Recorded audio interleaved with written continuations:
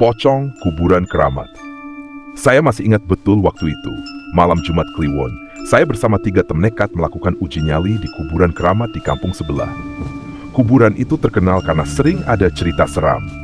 Katanya siapapun yang berani datang tengah malam bakal bertemu dengan pocong yang menjaga di sana. Awalnya saya tidak percaya, tapi karena penasaran, ya sudah, saya ikut saja. Jam 12 malam, kami sudah menyiapkan senter, rokok, dan jimat yang katanya bisa mengusir setan. Suasana di kuburan itu memang berbeda, benar-benar sunyi. Hanya suara angin dan jangkrik yang terdengar. Kuburan keramat ini sudah lama tidak dipakai, jadi banyak batu nisannya sudah miring-miring. Di tengah-tengah kuburan, ada satu nisan yang katanya tempat pocong itu muncul. Kami berkeliling di sana sambil bercanda, bilang tidak ada apa-apa. Tapi saat saya sedang asik merokok, tiba-tiba teman saya, Rian, berhenti di depan satu nisan. Kamu lihat tidak? Katanya sambil menunjuk ke arah nisan itu. Saya memandangi nisan itu, awalnya tidak ada apa-apa. Tapi tiba-tiba, saya melihat ada kain putih yang seperti bergerak-gerak di belakang nisan. Serius nih?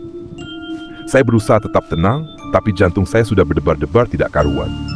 Dari balik nisan muncul sosok pocong. Tubuhnya tinggi sekali, matanya menatap tajam ke arah kami. Dan yang paling membuat merinding, pocong itu seperti melayang pelan mendekati kami. Saya yang paling dekat dengan pocong itu, otomatis kaku, tidak bisa bergerak. Lari, lari! Rian berteriak sambil lari duluan, dan yang lain langsung ikut kabur. Saya yang masih gemetar, baru bisa mengikuti mereka beberapa detik kemudian. Senter saya jatuh, tapi saya tidak peduli. Yang penting saya lari secepat mungkin.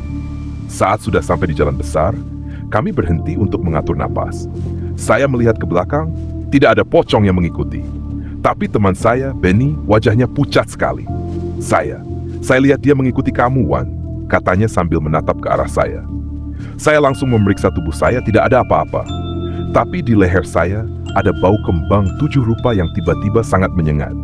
Malam itu, saya pulang dengan perasaan tidak enak. Dan sejak kejadian itu, setiap kali saya lewat kuburan keramat tersebut, selalu ada perasaan seperti ada yang mengawas. Sejak malam itu, ada yang aneh dengan hidup saya. Awalnya cuma rasa was-was biasa tiap lewat kuburan keramat itu, tapi lama-kelamaan kejadian-kejadian aneh mulai sering terjadi. Setiap malam, tepat jam 12, saya selalu terbangun karena ada suara ketukan di jendela kamar. Padahal kamar saya ada di lantai 2, dan jendelanya langsung menghadap kebun belakang yang kosong. Tidak mungkin ada orang yang bisa sampai sana, apalagi di jam segitu. Suatu malam, rasa penasaran saya memuncak. Dengan perasaan campur aduk, saya memberanikan diri untuk membuka jendela dan melihat keluar. Awalnya tidak ada apa-apa, hanya gelap dan sunyi. Tapi setelah beberapa detik, saya melihat sesuatu bergerak di antara pepohonan kebun. Sosok itu tampak familiar, seperti pocong yang saya lihat di kuburan keramat dulu. Jantung saya langsung berdegup kencang, tubuh saya kaku. Saya tidak bisa bergerak, hanya bisa menatap sosok itu dari kejauhan.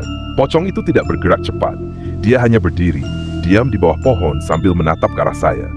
Wajahnya tutup kain kafan, tapi saya bisa merasakan tatapan tajamnya menusuk sampai ke tulang.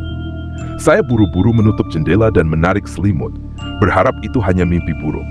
Tapi keesokan harinya, ketukan itu muncul lagi. Dan begitu saya cek jendela, ada jejak lumpur di luar, seolah-olah seseorang atau sesuatu baru saja berdiri di sana. Bau kembang 7 rupa itu makin kuat tercium setiap malam.